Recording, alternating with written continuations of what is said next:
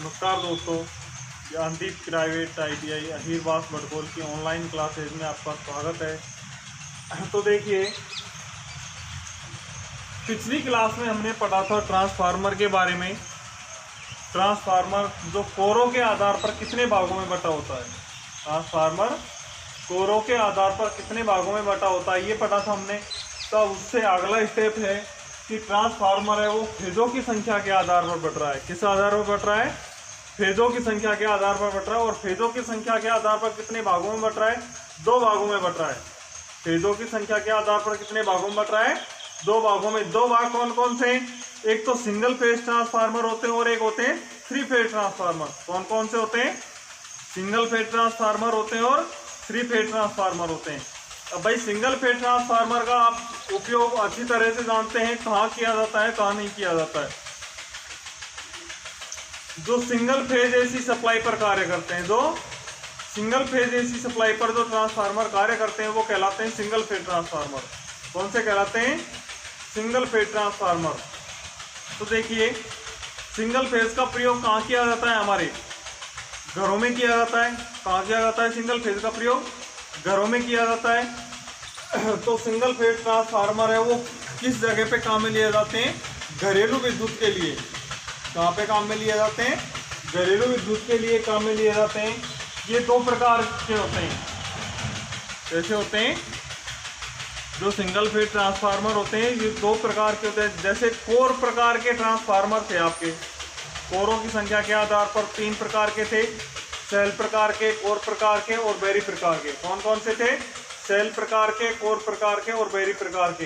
तो जो single phase transformer है वो 2 प्रकार का होता है, सेल और कोर प्रकार का होता है। कौन कौन सा होता है?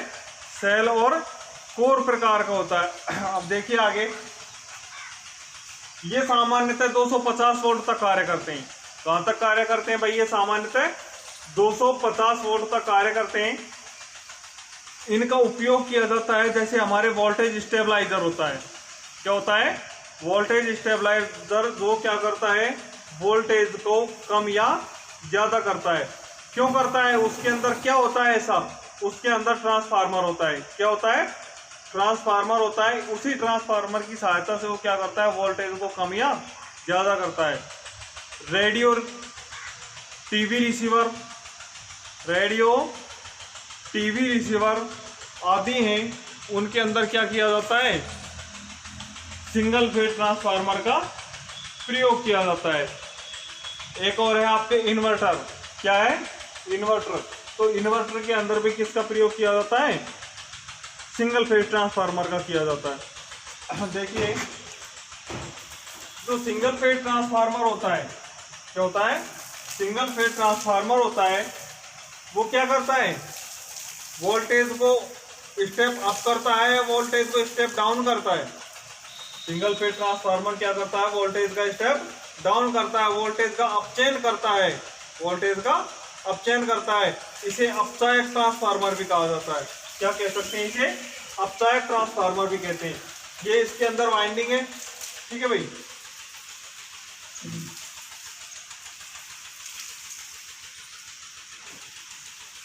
इसके अंदर ये क्या है भाई? वाइंडिंग है। अब आपने जो घरों में आपकी किसान टॉर्च होती है, घरों में क्या होती है? किसान टॉर्च होती है। तो किसान टॉर्च के अंदर आपने देखा होगा एक होता है एलीमीटर।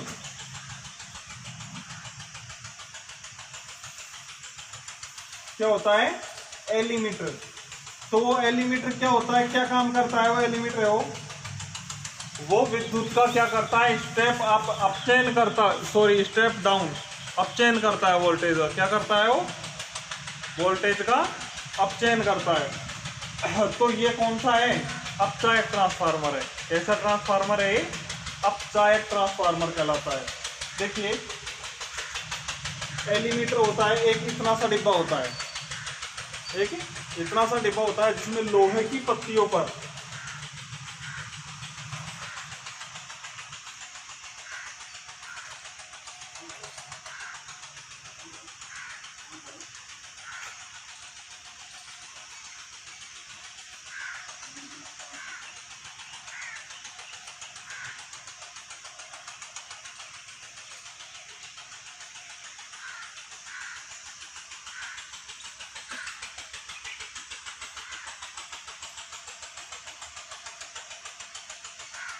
जिसमें जैसे कि ये लोहे की कोर होती है, इनके ऊपर वाइंडिंग की जाती है। लोहे कोर के ऊपर क्या की जाती है, वाइंडिंग करके सिंगल फेज ट्रांसफार्मर बनाया जाता है। जो सिंगल फेज किस प्रकार का होता है, अपचायक ट्रांसफार्मर या स्टेप डाउन ट्रांसफार्मर कहलाता है।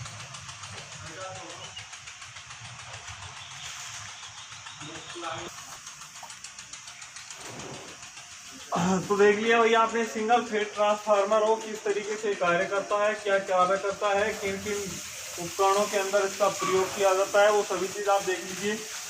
जो सिंगल फेज ट्रांसफार्मर होता है वो करता है आपके 11,000 वोल्ट। 11,000 वोल्ट को क्या करता है, स्टेप डाउन करता है कितने में, 250 वोल्ट में। क्या करता है, इसका स्टेप डाउन या अप चेन करता है। क्या करता है, इसका अप चेन करता है, इसलिए इसे क्या कहा जाता है, अपचायक ट्रांसफार्मर।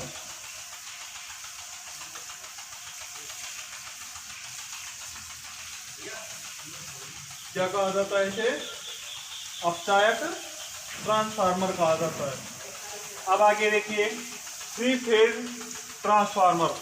तो 3 फेज ट्रांसफार्मर क्या काम आता है, कैसे कार्य करता है और किस पर कार्य करता है।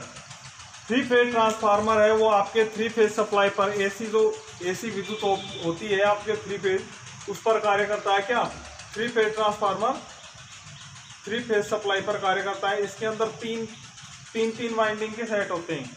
क्या होते हैं, 3 वाइंडिंग के सेट होते हैं। इसके अंदर 3 प्राइमरी वाइंडिंग होती हैं और 3 कैसी होती हैं, सेकेंडरी वाइंडिंग होती है। 3 फेज ट्रांसफार्मर के अंदर क्या होता है भाई, 3 प्राइमरी वाइंडिंग होती हैं और 3 सेकेंडरी वाइंडिंग होती हैं। तो देखिए इनका उपयोग अधिकतर कहाँ पे किया जाता है, जो 3 फेज ट्रांसफार्मर होते हैं इनका उपयोग ज़्यादातर कहाँ पे किया जाता है, जो विद्युत उत्पादन केंद्र होते हैं। क्या होते हैं भाई, जो विद्युत उत्पादन केंद्र होते हैं, जैसे आपके अपने होते हैं थर्मल पावर प्लांट वगैरह होते हैं, जैसे कि कोटा रावत बाटा में हमारे विद्युत का उत्पादन हो रहा है। तो वहाँ पर जो विद्युत उत्पन्न होती है, जैसे कि वहाँ पर जो हमने जनरेटरों के द्वारा मान लीजिए या टर्बाइनों के द्वारा 11,000 वोल्टेज, कितनी 11,000 वोल्टेज की हमने विद्युत उत्पादन की थी, 11,000 वोल्टेज का विद्युत उत्पादन किया। तो उसका जब पारेषण किया जाता है, उसका जब पारेषण किया जाता है, पारेषण का मतलब है कि उत्पादित स्थान से उपभोक्ताओं तक उसको पहुंचाना।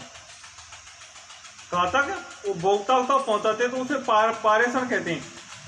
तो जब इसका पारेषण किया जाता है तो भाई मान लीजिए आप यहां से उत्पादित हो रही है, ये तो इसका क्या है, उत्पादन स्थान है,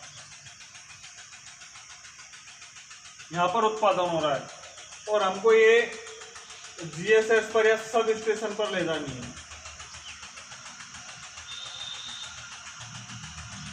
ठीक है, तो यहां तक जाने में इसके वोल्टेज ड्रॉप होते हैं। क्या होते हैं, वोल्टेज ड्रॉप होते हैं। तो विद्युत की खपत होती है वहां तक जाने में, तो ये क्या होती है, 11,000 वोल्ट से भी क्या हो जाती है,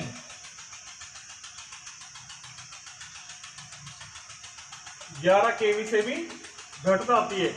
इसलिए वहीं से इसको उत्पादन केंद्र से पहले क्या किया जाता है, इसका उच्चयन किया जाता है 11,000 वोल्टेज का। क्या किया जाता है भाई, वहीं से इसका सबसे पहले इसको उच्चयन किया जाता है, इसको बढ़ाया जाता है। इसको क्या किया जाता है, बढ़ाया जाता है। तो वहां से इसको बढ़ा करके उत्पादित स्थान पर क्या किया जाता है, स्टेप अप ट्रांसफार्मर लगा करके वहां से जो 11 kV की विद्युत होती है आपको उसको बढ़ा करके 66 kV, 11 kV का मतलब है आपके यहाँ पर 11,000 वोल्टेज। क्या है, 11 के का मतलब है यहाँ पर 1,000। कितना है भाई, 1,000। तो 11 को 1,000 से गुणा करेंगे तो 11,000 हो जाएगा। तो जो 11 kV वोल्टेज है, 11,000 वोल्टेज है, उसको हम यहाँ से बढ़ाया जाता है, इसका स्टेप अप या उच्चयन किया जाता है स्टेप अप ट्रांसफार्मर के द्वारा। तो इसको 66,000, 1,10,000, 1,32,000, 2,20,000, 4,40,000 वोल्ट तक, 4,40,000 वोल्टेज तक इसका क्या किया जाता है, उच्चयन किया जाता है। तो वहां से फिर इसको क्या किया जाता है कि जो आपके जीएसएस होते हैं, क्या होते हैं, जीएसएस होते हैं आपके, वहां पर क्या की जाती है, इसकी सप्लाई की जाती है कहां से, उत्पादन केंद्र से। भाई वहां से यहाँ तक आएगा, डाउन भी होगी इसमें से। फिर जो जीएसएस है उस पर लगे होते हैं हमारे 3 फेज ट्रांसफार्मर, वहां पर भी कैसे होते हैं, 3 फेज होते हैं। तो जैसे कि आपके वहां 66,000 वोल्टेज आ रही है, कितनी आ रही है, 66,000 वोल्टेज। तो इस 66,000 वोल्टेज को क्या सीधे उपभोक्ता तक पहुंचाया जाएगा? भाई जैसे कि आपके घरेलू काम में आ रही है, जो आपके बोरवेल है, कृषि के काम में आ रही है, आपको 440 वोल्ट की आवश्यकता होती है ट्यूबवेल वगैरह चलाने के लिए। कितने की आवश्यकता होती है? 440 वोल्ट की। तो उस 440 वोल्ट को 66,000 में से उत्पादन किया जाएगा 440 का। तो 66,000 को जब हम 440 में परिवर्तित करेंगे, कितने में करेंगे, 440 में, तो क्या किया जाएगा, 66,000 जो वोल्टेज है इसको क्या करेंगे, अपचयित करेंगे, या फिर इसका अपचयन करेंगे 66,000 का। और अपचयन करने पर क्या मिलेगा हमको, 440 वोल्ट। तो 440 वोल्ट होता है वो क्या काम आता है, हमारे ट्यूबवेल वगैरह चलाने के लिए। ट्यूबवेल वगैरह चलाने के लिए कितना काम में आता है, 440 वोल्ट आता है। अब देखिए जो ये आपके 3 फेज ट्रांसफार्मर है, क्या है, इसके अंदर कितनी वाइंडिंग्स हैं? जो 3 फेज ट्रांसफार्मर है इसके अंदर कितनी वाइंडिंग्स हैं? देखिए भाई 1 2 3, एक वाइंडिंग हो गई, 2 वाइंडिंग हो गई और तीसरी वाइंडिंग। जब भाई वाइंडिंग 3 है, 3 कितनी है, प्राइमरी है, और 3 ही कितनी है, सेकेंडरी है। इन सबके एक एक सिरे बाहर निकाल रखे हैं। भाई ये प्राइमरी वाइंडिंग यहाँ से स्टार्ट हुई तो प्राइमरी वाइंडिंग का एक सिरा हो गया, एक ही होगा। इसी तरीके से दूसरी है प्राइमरी तो उसका एक एक सिरा हो गया, तीसरी है प्राइमरी, एक एक सिरा। तो इनके एक तरफ के सिरे तो क्या कर दिए जाते हैं, संयोजित कर दिए जाते हैं। क्या कर दिए जाते हैं भाई, संयोजित कर दिए जाते हैं कि भाई प्राइमरी के एक जगह कर दिए और सेकेंडरी के एक जगह कर दिए। तो इस तरीके से आपका 3 फेज ट्रांसफार्मर कार्य करता है। और जो वितरण में काम आता है, डिस्ट्रीब्यूशन प्रणाली होती है इसकी, क्या होती है, डिस्ट्रीब्यूशन ट्रांसफार्मर कहलाते हैं। डिस्ट्रीब्यूशन जो प्रणाली के ट्रांसफार्मर होते हैं वो होते हैं आपके बोरवेल पर लगे होते हैं। जो ट्रांसफार्मर बोरवेल तक आपके 11,000 वोल्टेज की लाइट जाती है, 11,000 वोल्टेज विद्युत जाती है। तो उस 11,000 वोल्टेज को कितने में परिवर्तित करते हैं, 440 वोल्टेज में। तो वो क्या कहलाते हैं, अपचायक ट्रांसफार्मर कहलाते हैं। क्या कहलाते हैं वो, अपचायक ट्रांसफार्मर कहलाते हैं।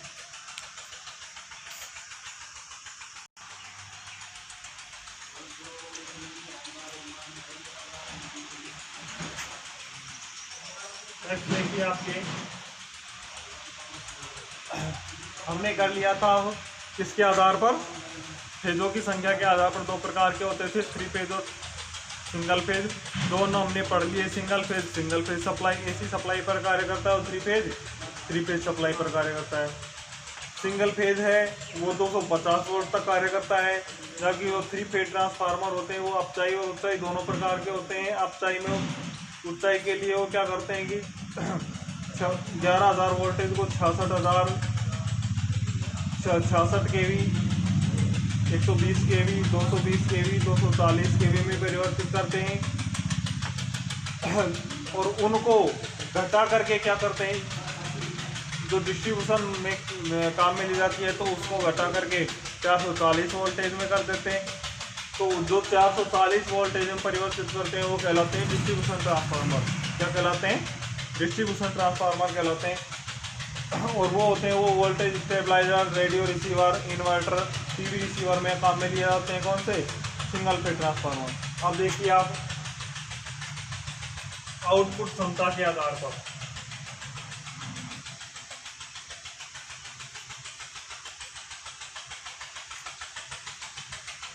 आउटपुट क्षमता के आधार पर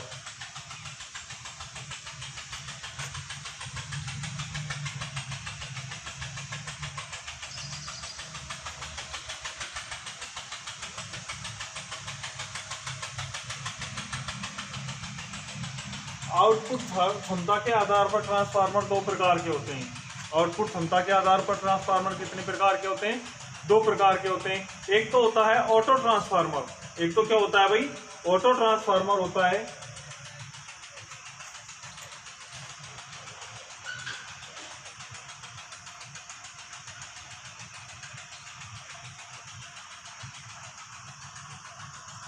भाई आपके ऑटो ट्रांसफार्मर, क्या होता है ऑटो ट्रांसफार्मर। अब बात ये एक और दूसरा होता है आपके इंस्ट्रूमेंट ट्रांसफार्मर।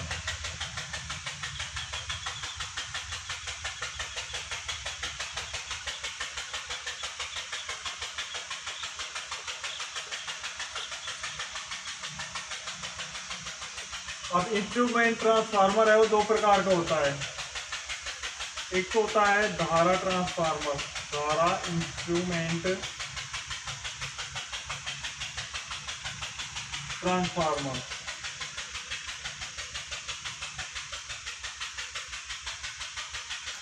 और एक होता है पोटेंशियल यानी विभव।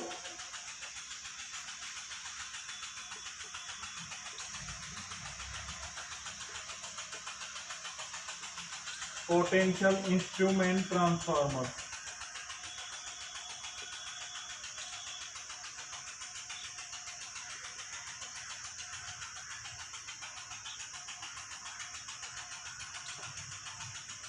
ठीक है भाई। अब देखिए आप सबसे पहले ऑटो ट्रांसफार्मर। ऑटो ट्रांसफार्मर के अंदर क्या किया जाता है कि इसके अंदर एक ही वाइंडिंग होती है। ऑटो ट्रांसफार्मर में क्या होती है, एक ही वाइंडिंग होती है। उसी को प्राइमरी और उसी को सेकेंडरी, वो दोनों वाइंडिंगों का एक ही काम करती है। एक ही वाइंडिंग होती है, वो दोनों का काम करती है, प्राइमरी का भी करती है और सेकेंडरी का भी करती है। अब देखिए भाई, जब प्राइमरी वाइंडिंग होती है, जब उस पूरी वाइंडिंग को हम प्राइमरी वाइंडिंग की बाती प्रयोग करते हैं। पूरी वाइंडिंग को क्या करते हैं, प्राइमरी वाइंडिंग की बाती हम प्रयोग करते हैं। तो उत्साही किस्म का प्राइमरी की तरह पूरी को और उसका कुछ अंश वाइंडिंग का हम सेकेंडरी वाइंडिंग की तरह प्रयोग करते हैं। जब पूरी वाइंडिंग को तो क्या करते हैं, प्राइमरी की बाती प्रयोग करते हैं और उसके कुछ अंश को सेकेंडरी की बाती प्रयोग करते हैं, तो वो उत्साही किस्म का ट्रांसफार्मर कहलाता है। कैसा होता है, उत्साही ट्रांसफार्मर कहलाता है। तथा जब पूरी वाइंडिंग होती है उसको हम सेकेंडरी की बाती प्रयोग करते हैं और उस वाइंडिंग के कुछ अंश को प्राइमरी की बाती प्रयोग करते हैं, तो अपचायी किस्म का ट्रांसफार्मर कहलाता है। किस किस्म का ट्रांसफार्मर कहलाता है, अपचायी किस्म का ट्रांसफार्मर कहलाता है। जो ऑटो ट्रांसफार्मर होता है, कौन सा होता है, ऑटो ट्रांसफार्मर होता है, ये किस सिद्धांत पर कार्य करता है, ऑटो ट्रांसफार्मर किस सिद्धांत पर कार्य करता है, तो ये करता है भाई साहब किस पर, स्वप्रेरण के सिद्धांत पर, सेल्फ इंडक्शन के सिद्धांत पर कार्य करता है। कौन, ऑटो ट्रांसफार्मर। तथा इसका जो ट्रांसफॉर्मेशन रेशियो होता है, क्या होता है, ट्रांसफॉर्मेशन रेशियो मतलब परिवर्तन अनुपात। क्या होता है, परिवर्तन अनुपात का जो सूत्र होता है, जो हमारे सामान्य ट्रांसफार्मर के जो परिवर्तन अनुपात का सूत्र होता है, वही किसका होता है, ऑटो ट्रांसफार्मर के ट्रांसफॉर्मेशन रेशियो का भी सूत्र क्या होता है, जो सामान्य ट्रांसफार्मर के ट्रांसफॉर्मेशन रेशियो का सूत्र होता है, वही होता है। उसके बाद है इसका प्रयोग कहाँ कहाँ किया जाता है। इसका प्रयोग किया जाता है आपके स्टेबलाइजर में, टीवी रिसीवर में, रेडियो रिसीवर में, सभी जगह लगभग इसका प्रयोग किया जाता है। अब देखिए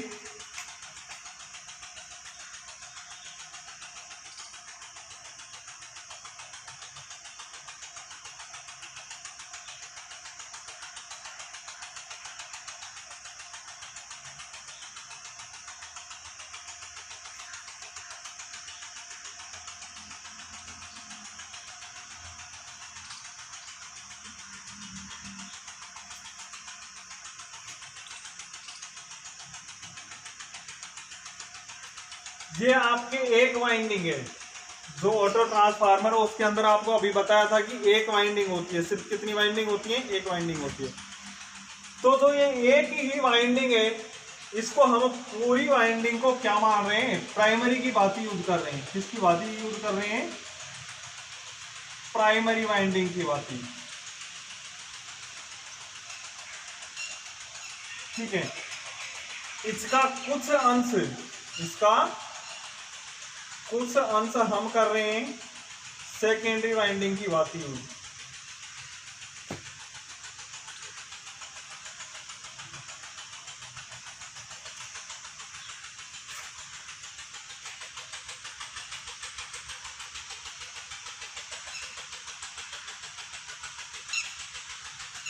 किसकी बात यूज कर रहे हैं भाई?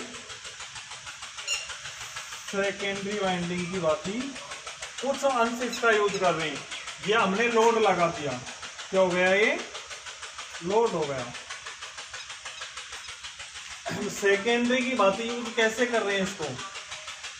ये देखिए, लोड है वो बीच वाइंडिंग पर संयोजित हो रहा है। लोड कहाँ हो रहा है?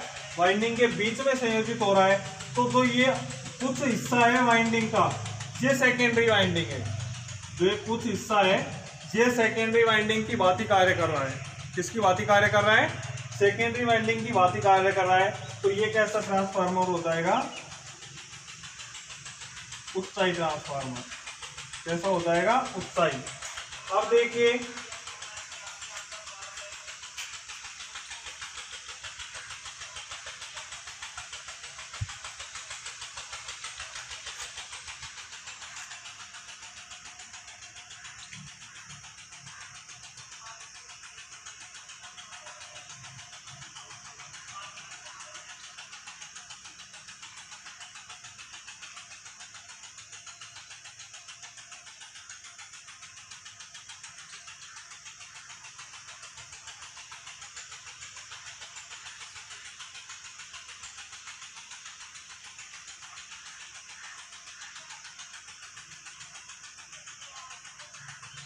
जब हम इस वाइंडिंग का कुछ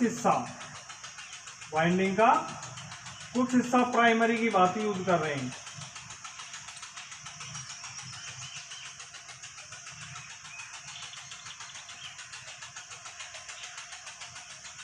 बाकी पूरा हिस्सा हम सेकेंडरी की बात यूज कर रहे हैं।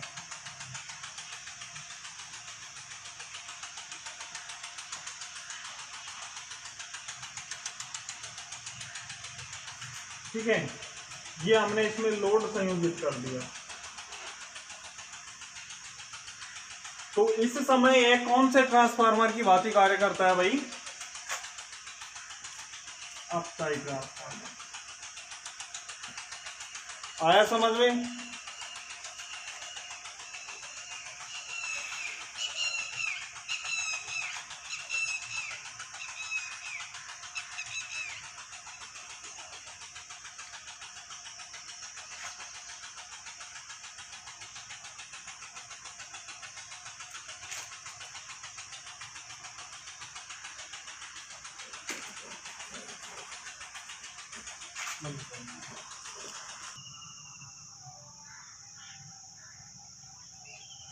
देखो भाई, आउटपुट क्षमता के आधार पर ट्रांसफार्मर दो प्रकार के थे। एक तो था ऑटो ट्रांसफार्मर और दूसरा था इंस्ट्रूमेंट ट्रांसफार्मर। कौन सा था? Instrument transformer. तो ऑटो ट्रांसफार्मर है, इसमें क्या होता है कि एक ही वाइंडिंग होती है। इसमें एक प्रकार की वाइंडिंग होती है, वही दोनों तरीके का कार्य करती है। वही प्राइमरी का कार्य करती है और वही सेकेंडरी का कार्य करती है। अगले ही शब्दों में कहा जाए कि भाई जब मान लीजिए हम पूरी वाइंडिंग को प्राइमरी की बात ही यूज करते हैं, पूरी वाइंडिंग है वो एक ही है, उसको हम पूरी को प्राइमरी की बात यूज करते हैं, तो वो ट्रांसफार्मर अपसाइड ट्रांसफार्मर कहलाएगा। कैसा कहलाएगा? अपसाइड ट्रांसफार्मर कहलाएगा। और दूसरे मान लीजिए कि हम पूरी वाइंडिंग है उसको सेकेंडरी की बात यूज करते हैं। किसकी बात यूज करते हैं? सेकेंडरी वाइंडिंग की बात यूज करते हैं, तो वो ट्रांसफार्मर कहलाएगा उत्साही ट्रांसफार्मर कहलाएगा। कैसा कहलाएगा? उत्साही ट्रांसफार्मर कहलाएगा। ये जो ऑटो ट्रांसफार्मर है ये स्वप्रेरण के सिद्धांत पर कार्य करता है, मतलब सेल्फ इंडक्टेंस के। कैसे? सेल्फ इंडक्शन के सिद्धांत पर कार्य करता है। जो इसका ऑटो ट्रांसफार्मर है, इसका जो ट्रांसफॉर्मेशन रेशियो है, क्या है?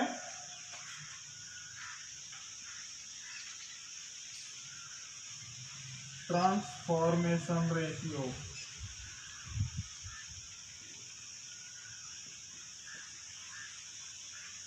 जो इसके ट्रांसफॉर्मेशन रेशियो का जो सूत्र है, ठीक है, वो किसका सूत्र है? जो सामान्य ट्रांसफार्मर का सूत्र होता है ट्रांसफॉर्मेशन रेशियो निकालने का, वही सूत्र किसका होता है? ऑटो ट्रांसफार्मर होता है। इसका प्रयोग कहाँ कहाँ किया जाता है? इसका प्रयोग किया जाता है भाई वोल्टेज स्टेबलाइजर में, बूस्टर में, और जो इंडक्शन मोटर होती है तो उसकी गति नियंत्रक युक्ति बनाने में किसका प्रयोग किया जाता है? ऑटो ट्रांसफार्मर का। Thank you.